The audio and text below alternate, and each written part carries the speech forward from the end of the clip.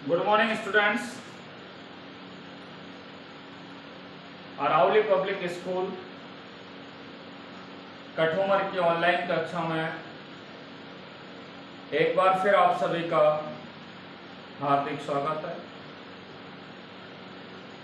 Dear student, last video में हमने आपको परपरागण क्या है, परपरागण के लिए क्या अनुकूलन होने चाहिए, इन बिंदुओं पर आपसे चर्चा की। परपरागण क्या है? What is the meaning of cross pollination? परागकोश से परागकण मुक्त होते हैं। परागकोश से क्या मुक्त होते हैं? परागकण मुक्त होते हैं, और मुक्त होने के पश्चात वो परागकण, ठीक है, उसी जाति की किसी दूसरे पुष्प की वर्तिक आग्र पर क्या हो जाता है? स्थानांतरित हो जाता है, जिससे क्या कहा जाता है? परपरागण या क्रॉस पॉलिनेशन कहा जाता है। आपको बताया परपरागण के लिए ये अनुकूलन चाहिए, ठीक है, कि परपरागण के लिए जो पुष्प है वो कैसा होना चाहिए? एक लिंगी होना चाहिए, यानी कि नर पुष्प अलग होना चाहिए, मादा पुष्प अलग होना चाहिए। दूसरा आपको बताया भिन्न काल पक्वता। परपरागण के लिए भिन्न काल पक्वता भी बहुत ही आवश्यक है। जो आवश्यक है वो मैं आपको बता दूं। भिन्न काल पक्वता में आप लोग जानते हैं कि पुंगुंग और जायंग का जो विकास होता है, उस विकास की जो अवधि होती है वो भिन्न भिन्न होनी चाहिए, ठीक है। पुंगुंग का विकास पहले हो जाए या जायंग का विकास बाद में, या जायंग का विकास पहले हो पुंगुंग का विकास बाद में। अर्थात यहाँ पे पुंगुंग और जायंग के विकास या परिवर्धन की जो अवधि होती है वो कैसी होनी चाहिए? भिन्न भिन्न होनी चाहिए, जिसे क्या कहा जाता है? भिन्न काल पक्वता, या उसे हेटेरोगैमी कहा जाता है। देखिए, भिन्न काल पक्वता कितने प्रकार की होती है? दो प्रकार। एक होती है पुपूर्ता और दूसरी कौन सी होती है? स्त्रीपूर्ता। पुपूर्ता में मैंने बताया कि जब किसी पुष्प में, ठीक है, जब किसी पौधे के अंदर क्या है, पुंगुंग का विकास तो पहले होता है, परंतु जायंग का विकास कैसे होता है? बाद में। जैसे सालविया का पौधा, सालविया का जो पुष्प होता है उसमें आपको मैं बता दूं कि पुंगुंग का विकास पहले हो जाता है, जायंग का विकास बाद में। वो क्या है? पुपूर्त। स्त्रीपूर्ता दूसरा प्रकार है। ऐसे पादप जिनमें जायंग का विकास पहले हो जाता है, पुंगुंग का विकास बाद में होता है, वो क्या कहलाता है? स्त्रीपूर्ता, या उसे प्रोटोगैमी के नाम से जाना। देखिए, स्त्रीपूर्ता के अंदर मैंने आपको बताया रोजेसी कुल के पादप होते हैं, या ब्रासिकेसी कुल के पादप होते हैं, या एरिस्टोलोकिया कुल के पादप होते हैं। उनमें मोस्टली स्त्रीपूर्ता या प्रोटोगैमी पाई जाती है। चौथे बिंदु पर, तीसरा बिंदु हमने आपको बताया स्वयंभंग, ठीक है। जब परागकोश से परागकण मुक्त हो जाते हैं, और मुक्त होने के पश्चात वो परागकण कहां पर पहुंच जाते हैं? मादा की वर्तिक आग्र पर स्थानांतरित हो जाते हैं, और स्थानांतरित होने के बाद कुछ आनुवंशिक बाधा उत्पन्न होने के कारण वो परागकण जो होता है वो मादा पुष्प के जायंग की वर्तिक आग्र पर स्थानांतरित नहीं होता। तो ये परागकण यहाँ पे आ गए हैं, परंतु फिर भी इनमें अंकुरण नहीं होता। इसका मतलब यहाँ पे क्या पाई जाती है? स्वयंबद्धता, ठीक है। सबसे अंत में मैं बात कर रहा हूं हर्कोगैमी के बारे में। किसके बारे में? हर्कोगैमी के बारे में बात करने जा रहे हैं कि हर्कोगैमी क्या। मैंने आपको बताया कि कुछ पादप ऐसे होते हैं जिनकी प्राकृतिक संरचना में क्या होता है? अवरोध होता है। कुछ पादप ऐसे होते हैं जिनकी प्राकृतिक संरचना में क्या पाए जाते हैं? अवरोध पाए जाते हैं, और जिनमें अवरोध उत्पन्न हो जाता है, ठीक है।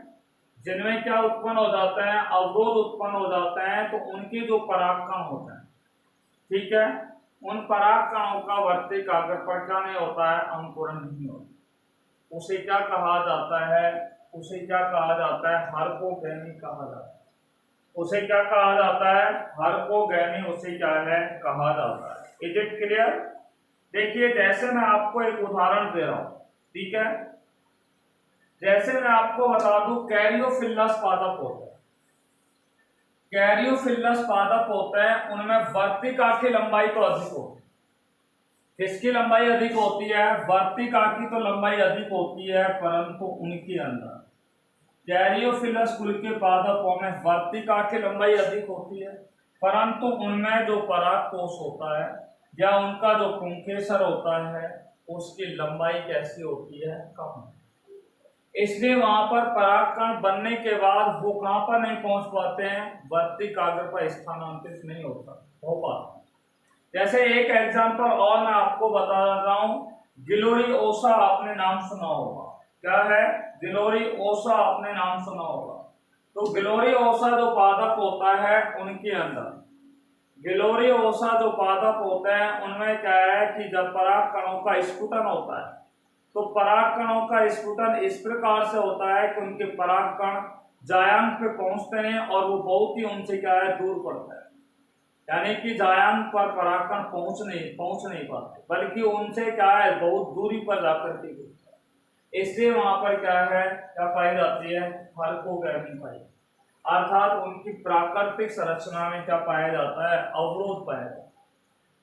कैरियोफिलस कुल के पादप या गिलोरी ओसा नाम का जो पादप होता है उनकी प्राकृतिक संरचना में जब अवरोध उत्पन्न हो जाता है तो अवरोध उत्पन्न होने पर उन पादपों में, ठीक है, परागकण वर्तिकाग्र पर पहुंचते नहीं है, और पहुंचते नहीं तो परागकणों का अंकुरण नहीं होता और नई संतति का निर्माण नहीं होता। ये हमने आपसे लास्ट क्लास में बताया था पर परागण के अनुकूलन। डियर स्टूडेंट, आज जो हम आपसे चर्चा करने जा रहे हैं वो है पर परागण का महत्व या एडवांटेज ऑफ पर पॉलिनेशन या क्रॉस पॉलिनेशन। देखिए, पर परागण का महत्व पर आपसे बात करने जा रहे हैं।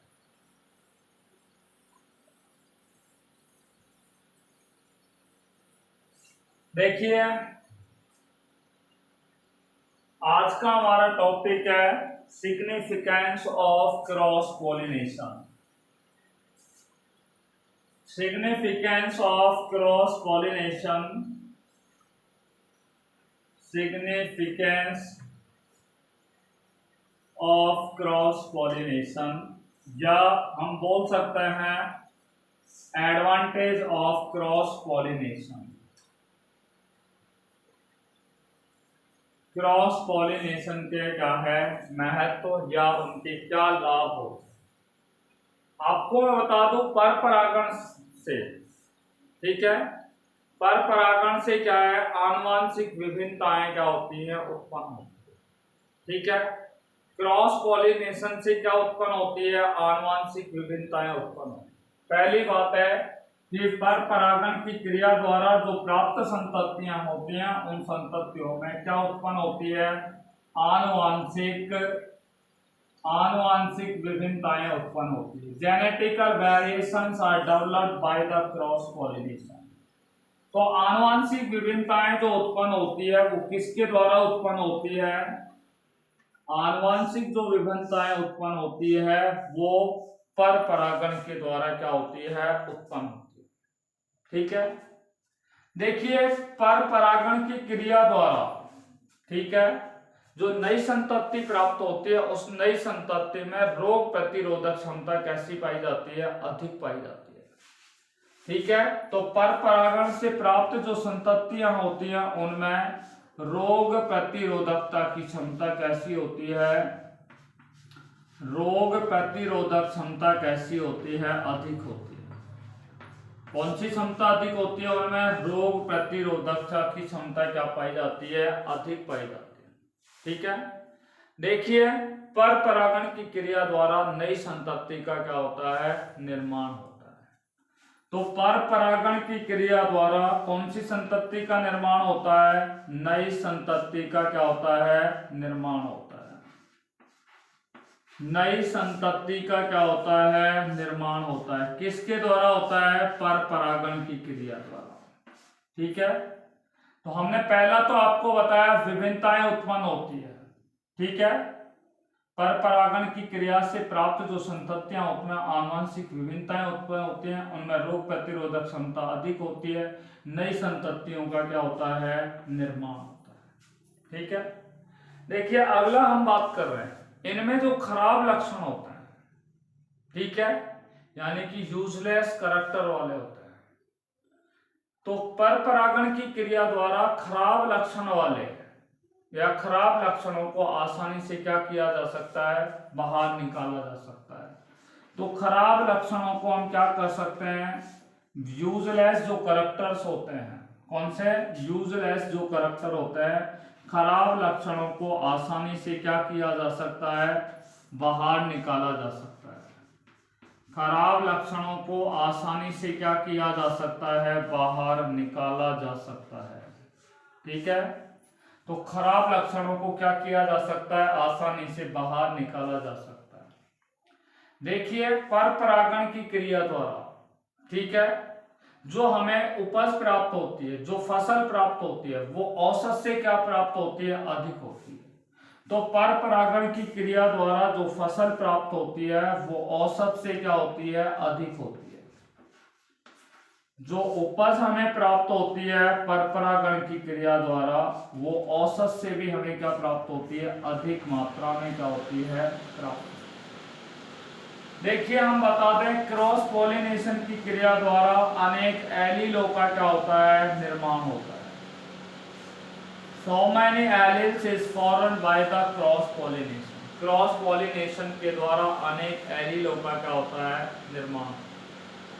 देखिए परागण, पर परागण की क्रिया के लिए जो पराग संस्थान होते हैं, पर परागण की क्रिया के लिए जो पराग संस्थान होते हैं, ठीक है, उन पराग जो संस्थान होते हैं, पराग संस्थान, उनके द्वारा क्या है, आकर्षक जो पौधे होते हैं, ठीक है, उन आकर्षक पौधे के निर्माण की क्या है, निर्माण वहां पर क्या है, किया जाता है। ठीक है, तो पराग संस्थानों के द्वारा पर परागण की क्रिया को पूर्ण करने के लिए पराग संस्थानों के द्वारा क्या किया जाता है, आकर्षित जो पुष्प होते हैं, ठीक है, उन आकर्षक पुष्पों का क्या किया जाता है, निर्माण किया जाता है, जिसके फलस्वरूप उन पादपों के द्वारा क्या है, उन पादपों में पर परागण की क्रिया क्या हो सके, तो पर पराग संस्थानों के द्वारा किसका निर्माण किया जाता है, आकर्षक पुष्पों का निर्माण किया जाता है। और क्यों किया जाता है, ताकि क्या हो सके, आसानी से पर परागण की क्रिया क्या हो सके, आसानी से पर परागण की क्रिया क्या हो सके, These are the 7 more characters, ठीक है, there are 7 more significance or 7 more advantage of cross pollination। ठीक है, तो ये पर परागण के कितने प्रमुख लक्षण होते हैं, 7 प्रमुख लक्षण। तो पर परागण की क्रिया द्वारा जो प्राप्त संततियां होती हैं उनमें आनुवंशिक विभिन्नताएं क्या होती हैं, उत्पन्न होती हैं। दूसरा मैंने आपको बताया, पर परागण की क्रिया द्वारा जो प्राप्त संततियां होने होती हैं उनमें रोग प्रतिरोधक क्षमता अधिक होती है। ठीक है, तीसरा है, पर परागण की क्रिया द्वारा जो संततियां होती हैं वो कौन सी संततियां प्राप्त होती है, नई संततियों का निर्माण होता है, या हम कह सकते हैं पर परागण की क्रिया द्वारा नई संतति का निर्माण होता है। देखो पर परागण की क्रिया द्वारा खराब लक्षणों को हम आसानी से क्या कर सकते हैं, बाहर निकाल। देखिए इस विधि के द्वारा उपज जो प्राप्त होती है वो औसत से भी क्या होती है, अधिक मात्रा में प्राप्त होती है। पराग संस्थान जो होते हैं उन पराग संस्थानों के द्वारा क्या है, आकर्षक पुष्पों का निर्माण किया जाता है, और वो आकर्षक पुष्प जो होते हैं वो विभिन्न प्रकार के कीटों को अपनी ओर आकर्षित करते हैं, और आकर्षित करने पर क्या होता है, वो विभिन्न पादपों में पर परागण की क्रिया को क्या करते हैं, पूरा करने का क्या करते हैं, कार्य। ठीक है, देखिए अब हम नेक्स्ट बिंदु पर आपसे चर्चा करने जा रहे हैं, और वो है पर परागण से हानि। ठीक है, पर परागण की क्या हानियां हैं, what are the disadvantage of, ठीक है, डिसएडवांटेज ऑफ पर pollination, disadvantage of cross pollination, cross pollination. देखिए क्रॉस पॉलिनेशन जो होता है उससे हानि, ठीक है, पर परागण से हानि।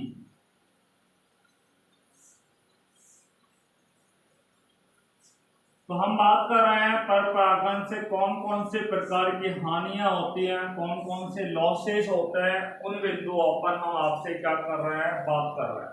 ठीक है, देखिए पर परागण की क्रिया द्वारा जो अनवांटेड करैक्टर होते हैं, अवांछनीय लक्षण होते हैं, वो क्या होते हैं, उत्पन्न होते हैं। तो पर परागण की क्रिया द्वारा कौन से लक्षण उत्पन्न होते हैं, अवांछनीय लक्षण क्या होते हैं और उत्पन्न होते हैं।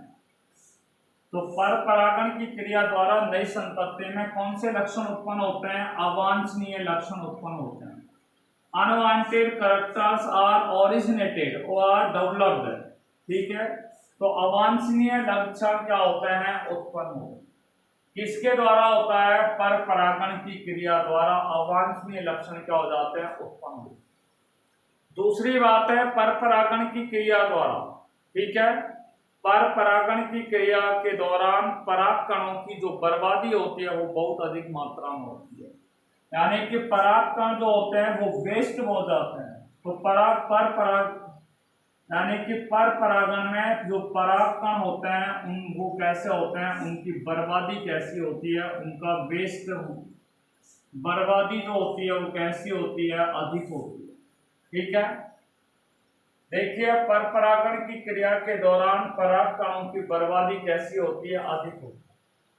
नेक्स्ट में बात कर रहा हूं कि पर परागण की क्रिया द्वारा जो पादप होते हैं उन पादपों को अधिक पराग कणों के निर्माण की क्या होती है, आवश्यकता होती है। यानी कि हम कह सकते हैं कि पर परागण की क्रिया के अंदर अधिक पराग कण का क्या होता है, निर्माण होता है। तो अधिक पराग कणों के निर्माण की क्या होती है, आवश्यकता होती है। अधिक पराग कणों के निर्माण की क्या होती है, कणों के निर्माण की आवश्यकता होती है। अधिक पराग कणों के निर्माण की क्या होती है, आवश्यकता होती है। ठीक है, देखिए पर परागण की जो क्रिया होती है उसमें आपको मैं बता दूं, पर परागण की जो क्रिया होती है उसके अंदर क्या है, एक जाति के जो लक्षण होते हैं, ठीक है, एक जाति के लक्षण जो होते हैं वो धीरे धीरे कैसे हो जाते हैं, कम होते चले जाते हैं। तो पर परागण की क्रिया द्वारा किसी एक जाति के जो अच्छे लक्षण होते हैं, ठीक है, या उनके स्पेसिफिक कैरेक्टर्स होते हैं, वो धीरे धीरे कैसे होते चले जाते हैं, कम होते चले जाते हैं। तो आपने देखा कि पर परागण की क्रिया द्वारा एक विशिष्ट जाति के, ठीक है, एक विशेष जाति का या एक जाति के विशिष्ट लक्षण क्या हो जाते हैं, एक जाति के अच्छे लक्षण या विशिष्ट लक्षण धीरे धीरे कैसे हो जाते हैं, कम हो जाते हैं। धीरे धीरे कैसे हो जाते हैं, कम हो जाते हैं। ठीक है भी, तो पर परागण से हानि आपको मैंने बता दिया है कि पर परागण की क्रिया द्वारा अवांछनीय लक्षण उत्पन्न होते। दूसरा आपको बताया पर परागण की क्रिया में, ठीक है, पराग कणों की बर्बादी अधिक होती है। तीसरा मैंने बताया कि पर परागण की क्रिया में अधिक पराग कणों का क्या होता है, निर्माण होता है।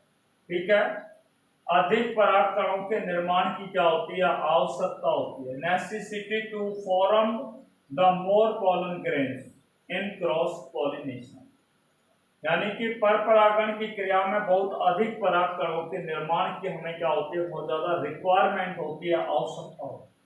और एक जाति के जो विशिष्ट लक्षण होते हैं वो धीरे धीरे कैसे होते चले जाते हैं, कम होते चले जाते हैं। एक जाति के जो विशिष्ट लक्षण होते हैं, स्पेसिफिक कैरेक्टर्स होते हैं, या उनके जो अच्छे लक्षण होते हैं, वो अच्छे लक्षण धीरे धीरे कैसे होते चले जाते हैं, कम होते चले। These are the four characters of या four disadvantage of cross pollination। ये चार क्या है, पर परागण से हानियां हैं। ठीक है, आपको पर परागण के लाभ और हानियां समझ में आ गई होगी। अब मैं आपसे नेक्स्ट बिंदु पर आपसे बात करने जा रहा हूं। देखिए,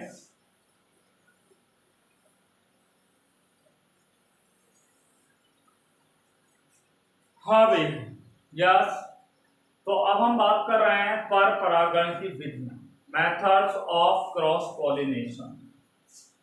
देखिए, पर परागण की विधियां, methods of cross pollination. Methods of cross pollination पर आपसे बात करने जा रहे हैं। पर परागण के क्या विधियां हैं, कौन कौन सी विधियां हैं। तो पर परागण जो होता है, ठीक है, पर परागण की विधियां। डियर स्टूडेंट, आपको हम बता दें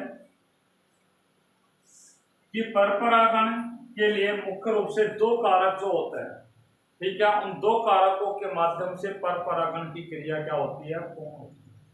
ठीक है, या हम यूं कह सकते हैं कि पर परागण की क्रिया मुख्य रूप से दो विधियों के माध्यम से क्या होती है, पूर्ण होती है। एक क्या होती है, अजैविक विधि होती है। कौन सी विधि होती है, अजैविक। या हम बोल सकते हैं एक तो अजैविक कारक होते हैं, ये अजैविक कारकों के द्वारा पर परागण की क्रिया क्या होती है, पूर्ण होती है। और दूसरे कौन से कारक होते हैं, जैविक कारक, जिसे हम जैविक विधि आपको बोल रहे थे। तो ये जैविक कारक होते हैं, जैविक कारक या जैविक विधियां, या अजैविक कारक या अजैविक विधि, इनके द्वारा पर परागण की क्रिया क्या होती है, पूर्ण होती है। या हमने कह दिया आपको पर परागण की मुख्यतः दो विधियां हैं, एक है अजैविक कारक या अजैविक विधि, दूसरा है जैविक कारक या जैविक विधि। ठीक है, या हम अजैविक कारक को हम बोलते हैं प्राकृतिक विधि के नाम से भी जानते हैं। कौन सी विधि के नाम से जानते हैं, इसे प्राकृतिक विधि के नाम से जाना जाता है। और ये जो विधि होती है वो एक प्रकार की कौन सी होती है, कृत्रिम विधि होती है, पर इस कृत्रिम शब्द का उल्लेख कहीं किया नहीं गया। ठीक है, देखिए हम बात कर रहे हैं प्राकृतिक विधि के बारे में या अजैविक विधि में। देखिए पादपों में पर परागण की जो क्रिया होती है वो मुख्यतः किसके द्वारा होती है, अजैविक कारकों में द्वारा, अजैविक कारकों के द्वारा होती है। पादपों में पर परागण की क्रिया मुख्य रूप से किसके द्वारा होती है, अजैविक कारकों के द्वारा। और आपको मैं बता दूं अजैविक कारक जो होते हैं वो मुख्य रूप से दो प्रकार के, एक देखिए वायु द्वारा हो सकता है और दूसरा किसके द्वारा हो सकता है, जल के द्वारा हो सकता है। ठीक है, जब पादपों में पर परागण की क्रिया अजैविक कारकों के द्वारा पूर्ण हो तो उन्हें क्या कहा जाता है, प्राकृतिक विधि। ठीक है, जब पादपों में पर परागण की क्रिया जल और वायु के द्वारा हो तो वो कौन से कारक कहलाते हैं, वो पर परागण की कौन सी विधि कहलाती है, अजैविक विधि कहलाती है। देखिए वायु द्वारा पर परागण कैसे होता है। ठीक है, तो जब परागकण जो होते हैं मैं आपको बताऊं, जब पौधे के जो पुष्प होते हैं उन पुष्पों के द्वारा परागकण का स्थानांतरण किसके द्वारा हो, वायु के द्वारा। ये पौधा है और इस पौधे के अंदर पुष्प, और उस पुष्प के अंदर से क्या निकलेंगे, परागकण, और इन परागकणों का स्थानांतरण किसके द्वारा हो, वायु के द्वारा। हम यूं बोलते हैं कि पुष्प के परागकणों का स्थानांतरण जब किसके द्वारा हो, वायु के द्वारा हो, तो उसे क्या कहते हैं, वायु परागण कहते हैं। किसे बोलते हैं, उसे एरोफिली के नाम से उसे जाना जाता है, या उसे वायु परागण कहा जाता है। ठीक है, देखिए वायु परागण में क्या है, जो परागकण होते हैं वो आकार में कैसे होते हैं, छोटे होते हैं। वायु परागण जो होता है उसमें परागकण आकार में कैसे होते हैं, आप देख लीजिए, ऐसे होते हैं, छोटे होते हैं। ठीक है, दूसरा ये परागकण कैसे होते हैं, शुष्क होते हैं। देखो हम आपसे पूछा जाए कि वायु परागण जिन पादपों में पाए जाते हैं उनके परागकणों की विशेषता बताइए। तो पहली विशेषता मैं आपको बता चुका हूं कि उनकी ये विशेषता होती है कि उनके जो परागकण होते हैं, उनके जो परागकण होते हैं वो कैसे होते हैं, आकार में छोटे होते हैं। परागकण आकार में कैसे होते हैं, छोटे होते हैं नंबर एक। दूसरा इनके परागकण कैसे होते हैं, शुष्क होते हैं। तीसरा इनके जो परागकण होते हैं वो किस प्रकार के होते हैं, चिकने होते हैं। यानी कि वायु परागण करने वाले जो पादप होते हैं उनके परागकण छोटे होते हैं, शुष्क होते हैं, चिकने होते हैं, और कैसे होते हैं, लाइट वेट के होते हैं। लाइट वेट का अर्थ होता है हल्के वजनदार होते हैं। ठीक है, यानी कि वजन कैसा होता है उनका, हल्का होता है। ये उन वायु परागण करने वाले पादपों का परागकणों की क्या है, विशेषता है। तो परागकण छोटे होते हैं, शुष्क होते हैं, चिकने होते हैं, और कैसे होते हैं, हल्के होते हैं। ठीक है। अब मैं आपको बता दूं कुछ पादप ऐसे होते हैं जिन पादपों में वायु परागण की क्रिया होती है। तो वायु परागण करने वाले कुछ पादप ऐसे होते हैं जिनके अंदर कुछ विशेष प्रकार के क्या पाए जाते हैं, अनुकूलन पाए जाते हैं। वायु परागण करने वाले कुछ पादप ऐसे होते हैं जिनके अंदर, ठीक है, जिनके अंदर कुछ विशेष प्रकार के क्या पाए जाते हैं, अनुकूलन पाए जाते हैं। जैसे मैं आपको बता दूं, घास होती है और घास की जो वर्तिकाग्र होती है, घास की वर्तिकाग्र जो होती है वो किस प्रकार की होती है, पक्षांगी प्रकार की होती है। घास के अंदर वायु परागण होता है, आपको बता दूं, और यहाँ पर जो घास की वर्तिकाग्र होती है, घास की जो वर्तिकाग्र होती है वो कैसे प्रकार की होती है, पक्षांगी प्रकार की। कौन से प्रकार की होती है, पक्षांगी प्रकार की होती है घास। अब मैं अगर बात करूं आपसे, दूसरी बात ध्यान से सुनना, टाइफा एक पौधा होता है जो जलीय पादप है, और उस टाइफा पादप के अंदर भी वायु के द्वारा क्या होता है, परागण। और टाइफा का जो पादप होता है उसमें वर्तिकाग्र जो होती है, टाइफा के जो पादप होता है उस टाइफा पादप में जो वर्तिकाग्र होती है वो मैं आपको बता दूं कैसी होती है, ब्रुश के आकार की होती है। तो यहाँ पे आप देख रहे हो उन पादपों के वर्तिकाग्र में क्या होते हैं, कुछ विशेष प्रकार के अनुकूलन पाए जाते हैं। आपसे पूछा जाए कि घास की वर्तिकाग्र में कौन सा प्रकार का अनुकूलन पाया जाता है जिसके कारण उनमें वायु परागण होता है, तो उनकी वर्तिकाग्र कैसी होती है, पक्षांगी प्रकार की। और टाइफा के पादप में वायु परागण होता है, उनके अंदर वर्तिकाग्र कैसी होती है, बुरुश के आकार की होती है। कैसी होती है, बुरुश के आकार की होती है। I think all of you understand about the air cross pollination पर मैं आपको बता चुका हूं, ठीक है। तो अब हम जो बात करने जा रहे हैं वो जल के द्वारा परागण कैसे होता है, ठीक है। जब किसी पुष्प के परागकण, जब किसी पुष्प के पराग कणों का स्थानांतरण किसके द्वारा हो, जल के द्वारा हो। जब किसी पुष्प के परागकोश है, उसमें परागकोश है और परागकोश से परागकण मुक्त होंगे, और वो परागकण मुक्त होकर के कहां पर पहुंचते हैं, वर्तिकाग्र पर। तो वो परागकण वर्तिकाग्र पर किसके माध्यम से पहुंच रहे हैं, जल के माध्यम से पहुंच, तो वो क्या कहलाएगा, जल परागण। तो जब पुष्प के परागकण जल के माध्यम से मादा पुष्प की वर्तिकाग्र पर स्थानांतरित होते हैं तो उसे क्या कहा जाता है, जल परागण, या उसे क्या कहा जाता है, हाइड्रोफिली के नाम से उसे जाना जाता है। किस नाम से जानते हैं, हाइड्रोफिली के नाम से उसे क्या है, जाना जाता है। देखिए बात करते हैं जल परागण के प्रकार। किसके प्रकार के बारे में, जल परागण के प्रकार। देखो जल परागण जो होता है वो मुख्य रूप से दो प्रकार का होता है। एक तो होता है अधो जल परागण, अधो जल परागण जिसको बोलते हैं हाइपोड्रोफिली, और दूसरा होता है अधि जल परागण। कौन सा होता है, अधि जल परागण। तो परागण कितने प्रकार का होता है, दो प्रकार का, एक अधो जल परागण होता है, दूसरा होता है अधि जल परागण।